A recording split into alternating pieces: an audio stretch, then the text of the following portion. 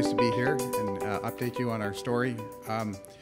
We're in Red Lake, and let me make sure I get this thing working right. Okay, so our key here is we're doing really two things, and I'll give you our highlights as a start point. In Red Lake, which is a great camp, high-grade camp, it's produced over 30 million ounces of gold so far.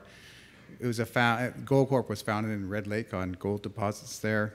Our project's about 15 to 20 kilometers due west of the Goldcorp mine complex. We've got 3 former mines on the property that produced back in the 1930s, high-grade gold mines.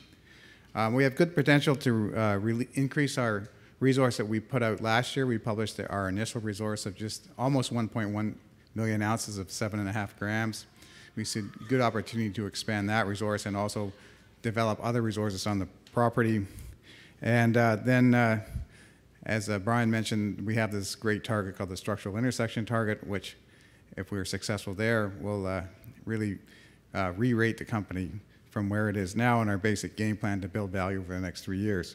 And Goldcorp's a partner on the central part of our property, so they're funding that part of the program.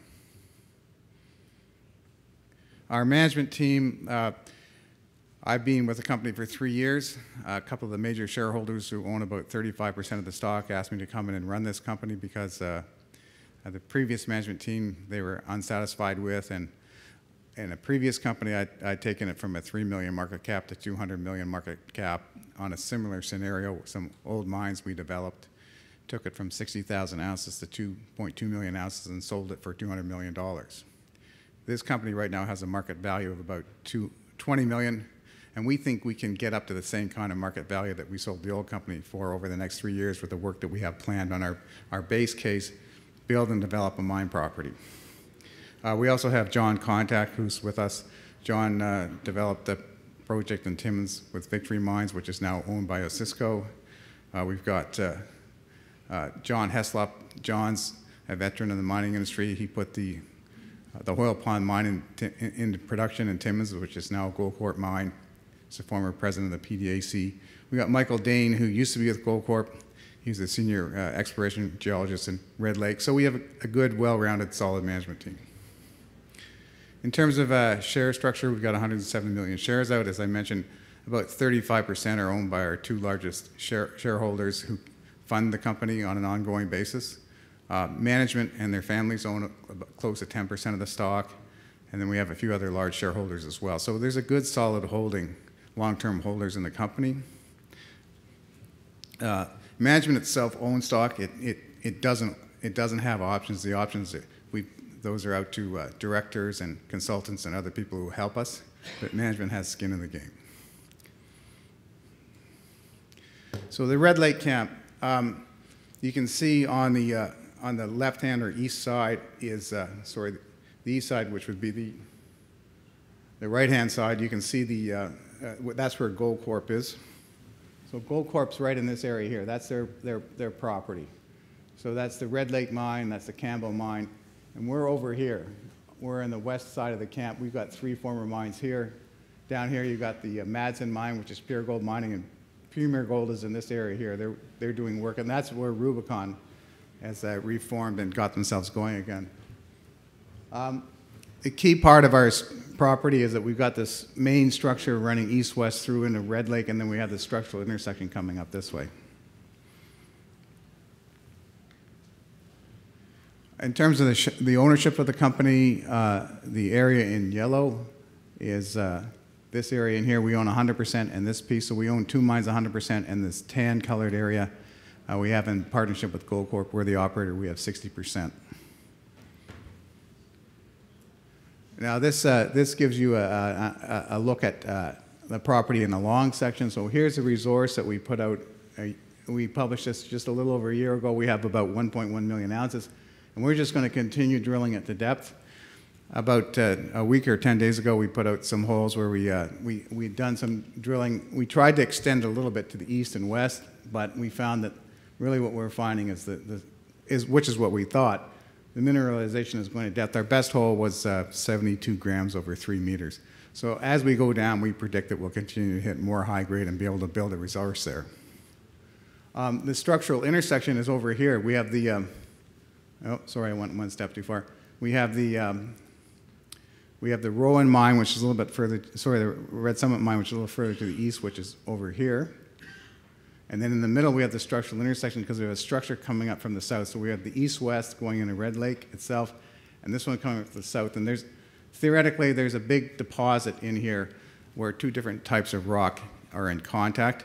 And we're actually going to drill a hole starting in June, and we're going to drill a hole into it like that. We've got a piece of ground right up here that we can set up a drill on, and we can test this target. So if we're lucky here, we're going to have a lot of fun with this company. I mean, as I said earlier, our plan is just to build it and develop it over the next 3 years, do the steady work, expand resources, build new deposits at some of the other mine sites, do the development work, the permitting, the mine planning, all that sort of thing.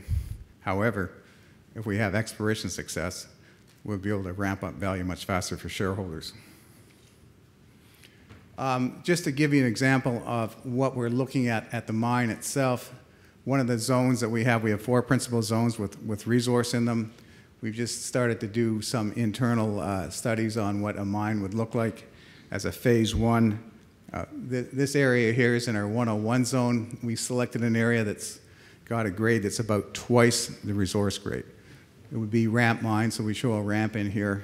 So this is the kind of work that's going on behind the scenes that as we develop the project for sale to somebody who would actually put it in production some 3 years down the road.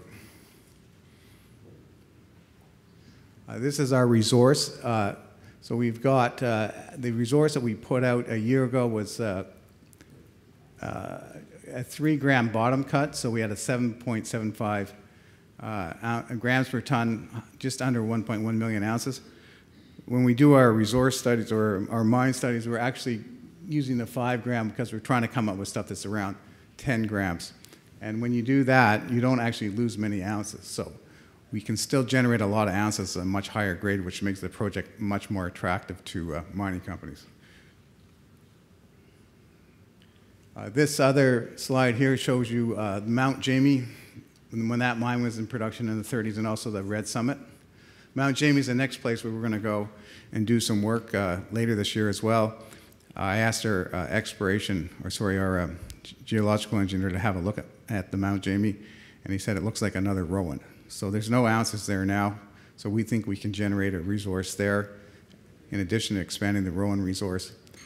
And so that's how we're going to build value for mining companies outside of our exploration targets, which we hope will build a lot of value for us faster.